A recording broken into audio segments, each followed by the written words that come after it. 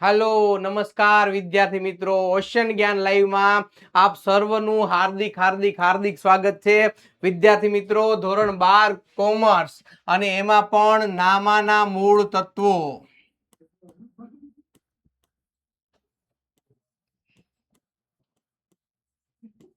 विषयનું હોકાયંત્ર। વિદ્યાર્થી મિત્રો, હોકાયંત્રની આપણે વાત કરવાની છે। હોકાયંત્ર સાયન્સમાં આવે હોકાયંત્ર નહીં, પણ ઇંગ્લિશ બોલે તો એને કહેવામાં આવે છે રોડ મેપ। બરોબર છે। આ રોડ મેપની આજે વાત કરવાની છે કે રોડ મેપ મુજબ જો તમે ચાલશો તો તમારે સફળતા મેળવવામાં કોઈ પણ પ્રકારની દુવિધાઓ રહેશે નહીં। આ 100% ની ખાતરી છે વિદ્યાર્થી મિત્રો। ઓશન જ્ઞાન લાઈવ દ્વારા જે છે એ ખાતરી આપવામાં આવતી હોય ત્યારે સમજી લેવાનું કે લોઢામાં લીટો છે। વિદ્યાર્થી મિત્રો, આજે એવી વાત આપણે કરવાની છે કે જેમાં તમારે કઈ રીતે મહેનત કરવી અને ઓછી મહેનતે સારા માર્ક કઈ રીતે લાવવા એની આપણે આજે વાત કરવાની છે। તો ચાલો હવે વધુ વાત ન કરતા મુદ્દાની વાત જે છે આપણે શરૂ કરીએ છીએ। આપણે રોડ મેપ એટલે કે દિશા સૂચન કરવાનું છે અને આ દિશા સૂચન હોકાયંત્ર એટલે ક્યાં લઈ જશે, આપણે કઈ દિશામાં લઈ જશે તો કે 100% સફળતા। આ 100% સફળતા તરફની આ દિશા સૂચન કરતું આપણું આ હોકાયંત્ર એટલે કે રોડ મેપ છે એની આજે વાત કરવાની છે। વિદ્યાર્થી મિત્રો, ચાલો આપણે વાત કરીએ। એ વિભાગ જે છે એની આપણે વાત કરતા પહેલા એકાઉન્ટ જે છે 6 વિભાગમાં વિભાજિત થયેલું છે। એમાં વિભાગ એ, વિભાગ બી, વિભાગ સી, વિભાગ ડી, વિભાગ ઈ અને વિભાગ એફ, આ 6 વિભાગમાં વિભાજિત થયેલો એકાઉન્ટ વિષય। એમાં ખાસ કરીને આપણે વાત કરીએ તો એ, બી અને એફ વિભાગમાં ફરજિયાત પ્રશ્નો છે, એમાં કોઈ પણ ઓપ્શન આપણને આપવામાં આવતા નથી। એટલે એનો મીનિંગ એવો થશે કે જે છે એ બધું સ્વીકારી અને લખવું પડશે। એટલે એમાં પૂરી ટ્રાય કરવી પડશે કે એક પણ એવો પ્રશ્ન ન નીકળે કે જે આપણને ન આવડતું હોય। બરોબર છે। હવે આપણને છૂટછાટ જે મળે છે, આ છૂટછાટ જે મળે છે એ સી વિભાગ આપણને છૂટછાટ આપે છે અને ડી અને ઈ વિભાગ જે છે એ આપણને પૂરતી છૂટછાટ આપે છે કે આમાં શું કરવું અને શું ન કરવું, ક્યાં આપણને ગેપ મળે એમ છે, ક્યાં આપણને શાંતિ રાહત મળે એમ છે અને ક્યાં આપણે ઓછી મહેનતે સારું કવરિંગ કરી શકીએ છીએ। આ બાબત આપણે જોવાની છે। તો વિદ્યાર્થી મિત્રો, પહેલા આપણે વાત કરીએ એકાઉન્ટ વિષયની અને આ એકાઉન્ટ વિષય જે છે એમાં એ વિભાગ 20 ગુણનો છે। 20 પ્રશ્ન હશે અને 20 ગુણ હશે। વિદ્યાર્થી મિત્રો, હવે આ 20 પ્રશ્નો ક્યાં ક્યાંથી તમને મળશે એની આપણે વાત કરીએ તો સૌથી પહેલા આપણે વાત કરશું ભાગ 1। આ ફરજિયાત છે, આ ફરજિયાત વિભાગ છે એટલે આમાં કોઈ ઓપ્શન તમને મળતા નથી। જેટલું આપ્યું છે એટલું બધું કરવાનું છે। વિદ્યાર્થી મિત્રો, અહીંયા પ્રકરણ પહેલા માંથી 2 પ્રશ્નો હશે અને એના 2 ગુણ હશે અને એ પ્રશ્ન નંબર પહેલો બીજો હશે। 20 પ્રશ્ન છે તો અહીંયા તમને જે ક્રમ આપેલા છે એ ક્રમના જ પ્રશ્ન હશે। વિદ્યાર્થી મિત્રો, ક્યારે એવું નહીં બને કે ત્રીજા ચેપ્ટરમાંથી પહેલો બીજો પૂછાય એવું નહીં બને। અહીંયા પહેલા ચેપ્ટરમાંથી પહેલો બીજો, બીજા ચેપ્ટરમાંથી કશું નથી અને ત્રીજા ચેપ્ટરમાંથી ચોથો પાંચમો, આ રીતે અહીંયા ક્રમ જે છે એ 1 થી લઈને 20 સુધી આપણને આપેલા છે। વિદ્યાર્થી મિત્રો, પાર્ટ 1 માં જે છે એ 11 MCQ પૂછાવાના છે અને 11 ગુણ છે। બરોબર છે। અહીંયા શું કરવાનું છે તો કે પાર્ટ 1 નું પહેલું ચેપ્ટરમાંથી 2 છે પણ બીજા ચેપ્ટરમાંથી 1 પણ MCQ આવવાનો નથી। એટલે કે ભાગીદારી પેઢીના વાર્ષિક હિસાબનું જે ચેપ્ટર છે એમાં ક્યાંય MCQ તમને પૂછાવા પાત્ર નથી। ત્યારબાદ આપણે વાત કરીએ કે કંપનીના વાર્ષિક હિસાબો છે એમાંથી પણ 1 પણ MCQ પૂછાવા પાત્ર નથી। બાકી બધા ચેપ્ટરમાંથી MCQ છે, કોઈકમાં 1 છે, કોઈકમાં 2 છે। બરોબર છે। આ ફરજિયાત વિષય છે એટલે આ ફરજિયાત વિષયને આપણે બહુ ડીપમાં સમજતા નથી। બરોબર છે। કારણ કે આમાં બધું જ છે એટલે આપણે કમ્પ્લીટલી કરવું જ પડશે। બરોબર છે। ત્યારબાદ સેક્શન બી ની વાત કરીએ તો બી સેક્શન જે છે એમાં 10 ગુણ હશે। 10 પ્રશ્નો છે અને એના 10 ગુણ છે। બરોબર છે। અહીંયા 10 પ્રશ્નો આપેલા છે અને 10 ગુણ આપેલા છે। પ્રશ્ન જે છે એ બી સેક્શન 21 થી લઈને પ્રશ્ન નંબર 30 સુધી એટલે કે ટોટલ 10 પ્રશ્નો તમને અહીંયા આપેલા હોય છે. ખાસ યાદ રાખવાનું છે વિદ્યાર્થી મિત્રો, અહીંયા બી સેક્શન જે છે એમાં ફરજિયાત બધું જ છે, બધો આખો સબ્જેક્ટ આખો વિભાગ જે છે એ ફરજિયાત છે. પરંતુ બરોબર છે એમના જે ચેપ્ટર આપણને આપેલા છે એ લિમિટેડ છે, સિલેક્ટેડ ચેપ્ટર માંથી પૂછવાનું છે. એટલે અહીંયા વિદ્યાર્થી મિત્રો ખાસ યાદ રાખજો કે અહીંયા લીલા કલર થી લખ્યું છે એ છે ભાગ 1 અને અહીંયા જે બીજા અન્ય કલર થી લખ્યું છે બરોબર છે એ દર્શાવે છે ભાગ 2.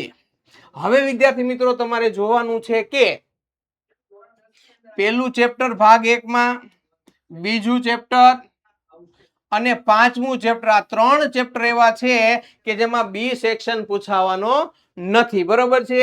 જ્યારે પાર્ટ 2 માંથી પહેલું, ત્રીજું, ચોથું આ 3 ચેપ્ટર એવા છે કે જેમાં બી સેક્શન તમારે તૈયાર કરવાનો નથી. એટલે બાકીના સેક્શન જે છે, બાકીના ચેપ્ટર જે છે એમાંથી તમારે બી સેક્શન કમ્પ્લીટ કરવાનો છે. ક્લિયર થઈ ગયું વિદ્યાર્થી મિત્રો?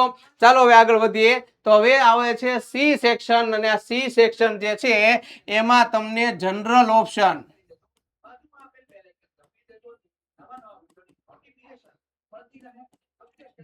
ઓપ્શન જે છે એ આપવામાં આવેલો છે. વિદ્યાર્થી મિત્રો હવે ખાસ સમજવાનું છે, શું કરવાનું છે તો કે અહીંયા જે તમને આપેલું છે એમાં 6 માંથી કેટલા પ્રશ્નો લખવાના છે? માત્ર 3 પ્રશ્નો તૈયાર કરવાના છે. અહીંયા સી વિભાગ જે છે એના પ્રત્યેક પ્રશ્નના 3 ગુણ હોય છે વિદ્યાર્થી મિત્રો.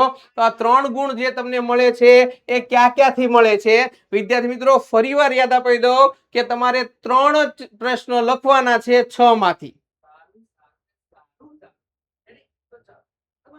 સોરી 3 માંથી 4 પ્રશ્નો જે છે એ તમારે લખવાના છે. એટલે 6 ચોક 24 માર્કનો આ પ્રશ્ન છે. આ 4 પ્રશ્નો ક્યાં હોઈ શકે વિદ્યાર્થી મિત્રો? તો ખાસ યાદ રાખવાનું છે તમારે અહીંયા પુનર્ગઠનનું ચેપ્ટર 3 માર્કના બધા દાખલા કરી જ જવાના છે, કારણ કે તમને 100% આવડવાના છે. ઓછી મહેનતે અહીંયા તમે 3 માંથી 3 માર્ક કમ્પ્લીટલી મેળવી જવાના છો. ત્યારબાદ જે છે એ ભાગીદારી પેઢીનું વિસર્જન, બરોબર છે. અહીંયા ભાગીદારી પેઢીનું વિસર્જન છે એ પણ થિયરીના દાખલા છે, એકદમ ઈઝી દાખલા છે. એટલે અહીંયા તમને 100% ગુણ આવડશે. બરોબર છે. હવે વાત કરીએ આપણે ડિબેન્ચરના હિસાબો. તો ડિબેન્ચરના હિસાબોમાંથી કોઈ એક દાખલો શીખી લો તો પણ ભલે, કારણ કે તમારે ડિબેન્ચરના હિસાબો શીખવા હોય તો અહીંયા તમને શેર મૂડીના હિસાબો, શેર મૂડીના વ્યવહારો શીખીશો એટલે ડિબેન્ચરના વ્યવહારોમાં બેઠે આમનો છે. પણ ક્યારેક અટપટા પ્રશ્નો પૂછી નાખે તો પણ અહીંયા તમારે 3 પ્રશ્નો તો થઈ ગયા છે, આમાંથી તમે એક પ્રશ્ન તૈયાર કરશો તો જે છે એ આખું ભાગીદારી વિષય પ્રવેશના જે ટૂંકા દાખલા છે એ કેન્સલ થઈ જશે વિદ્યાર્થી મિત્રો. બરોબર છે. એટલે આ રીતે કરશો તો પણ તમારા 4 માર્ક જે છે સોરી 4 પ્રશ્નો એડ થઈ જશે. માની લો કે તમારે ભાગીદારી વિષય પ્રવેશનો દાખલો તમને ફાવે છે તો એ ડિબેન્ચરના હિસાબો જે છે એનો દાખલો તમે ન કરો 3 માર્ક, એટલે કે આખું ચેપ્ટર જે છે એ દૂર કરી શકો છો. બરોબર છે વિદ્યાર્થી મિત્રો? અહીંયા ટાર્ગેટમાં જે છે તમારે 2 ચેપ્ટર રાખવાના છે, કારણ કે ભાગીદારીનું પુનર્ગઠન અને વિસર્જન એકદમ ઈઝી ચેપ્ટર છે બધા ઈઝી, પણ અહીંયા વધુ સરળની વાત કરીએ તો આ 2 ચેપ્ટર તો તમારે ઓલરેડી કરવાના જ છે. બરોબર છે. અને બાકીનું જે છે એક ચેપ્ટર કરશો એટલે એની અવેજમાં એક ચેપ્ટર ઓટોમેટિક નીકળી જશે. ડિબેન્ચરના હિસાબો કરશો તો વિષય પ્રવેશ નીકળી જશે, અને વિષય પ્રવેશ તૈયાર કરશો તો જે છે ડિબેન્ચર નીકળી જશે. એટલે અહીંયા તમારી મહેનત જે છે એ માની લો કે 75% થઈ ગઈ છે. 4 ચેપ્ટરમાંથી તમારે માત્ર ને માત્ર 3 ચેપ્ટર ઉપર ધ્યાન કેન્દ્રિત કરવાનું છે. ચોથા ચેપ્ટરને તમારે ધ્યાનમાં નથી લેવાનું. પણ એ ક્યારે શક્ય બનશે કે જ્યારે 4 ચેપ્ટરમાંથી 3 ચેપ્ટર તમે પરફેક્ટ કરશો તો વાંધો આવશે નહીં. ક્લિયર થઈ ગયું વિદ્યાર્થી મિત્રો? ચાલો આગળ વધીએ. સેક્શન ડી, પ્રત્યેકના 4 ગુણ હોય છે. દરેક પ્રશ્નના 4 ગુણ હોય છે વિદ્યાર્થી મિત્રો. અહીંયા તમારે શું કરવાનું છે તો કે અહીંયા 5 પ્રશ્નમાંથી કેટલા લખવાનું હોય છે? 3 પ્રશ્નો લખવાના હોય છે, એટલે કે 100% માંથી તમારે 60% મહેનત કરવાની છે, કારણ કે 5 પ્રશ્નો એટલે 100 એ 100% થશે, એમાંથી 3 5 100%, તો 3 એ 60% મહેનતે આ વિભાગ જે છે આખો તમને આવડશે. હવે આમાં કરવા ક્યાં, પેલા તો મોસ્ટ આઈએમપી કહી દઈએ કે જે તમને 100 એ 100% આવડવાના છે, એની આપણે વાત કરીએ તો ખાસ યાદ રાખજો કે પાઘડીનું મૂલ્યાંકન તમારે કરવાનું જ છે. અને કારણ કે આમાં 2 પદ્ધતિઓ છે, આમ તો 4 પદ્ધતિઓ છે, પણ 2 પદ્ધતિઓ શીખવાની છે, કારણ કે 2 પદ્ધતિ શીખશો તો પહેલી 2 પદ્ધતિ તમને ઈઝીલી આવડશે, બરોબર છે, બોનસમાં છે. એટલે આ ચેપ્ટર તો પૂરેપૂરું કરવાનું છે. 2 માર્ક થઈ ગયા. હવે અહીંયા એક ચેપ્ટર, તો આ એક ચેપ્ટર જે છે તમારા માટે ખૂબ જ જો અગત્યનું હોય તો એ નાણાકીય પત્રકોનું વિશ્લેષણ છે. એમાં 2 પદ્ધતિઓ છે, એક તો સમાન માપના પત્રકો,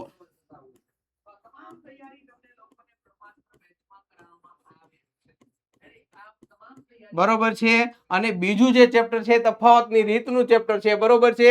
તો અહીંયા જે છે એ તમારે ખાસ યાદ રાખવાનું છે, કોઈ પણ પદ્ધતિ તમને આપે તો આ 2 પ્રશ્ન ઉપર ધ્યાન કેન્દ્રિત કરશો એટલે તમને ઈઝીલી આવડશે. અહીંયા તમારે ગુણોત્તર વિશ્લેષણ ચેપ્ટર ઈઝી છે, પણ અહીંયા મોટા ભાગે સૂત્રો છે, અને સૂત્રો ખૂબ અટપટા છે, યાદ રાખવા પડે છે, એટલે શક્ય હોય તો આપણે આને ઇગ્નોર કરશું. અને રોકડ પ્રવાહ પત્રકમાં પણ 3 પ્રકારના રોકડ પ્રવાહ પત્રક આવશે, કામગીરીને લગતો રોકડ પ્રવાહ પત્રક, નાણાકીય રોકડ પ્રવાહ પત્રક અને રોકાણોને લગતો રોકડ પ્રવાહ પત્રક. એમાં નાણાકીય અને રોકાણો તો ઈઝી છે, એમાં કોઈ જ વસ્તુ છે નહીં, પણ પેલા 2 ચેપ્ટરની કમ્પેરિઝનમાં આ ચેપ્ટર જે છે એ થોડુંક અટપટું અઘરું છે. એટલે શક્ય હોય તો પાર્ટ 2 ના 2 ચેપ્ટર ટાળી અને માત્ર પાર્ટ 1 ના ચેપ્ટર કરશો, એટલે અહીંયા તમારે પૂરેપૂરા માર્ક જે છે એ કવર થઈ જશે. સોરી, અહીંયા જે છે આ પાર્ટ 2 નું ચેપ્ટર છે, આ પણ પાર્ટ 2 નું, એટલે કે પાર્ટ 2 નો ચોથું, પાંચમું અને છઠ્ઠું ચેપ્ટર છે. ત્યારબાદ ત્રીજું ચેપ્ટર જે છે પાર્ટ 1 નું છે. અહીંયા તમારે માત્ર 2 ચેપ્ટર, પાઘડી અને પાર્ટ 2 નું નાણાકીય પત્રકોનું વિશ્લેષણ,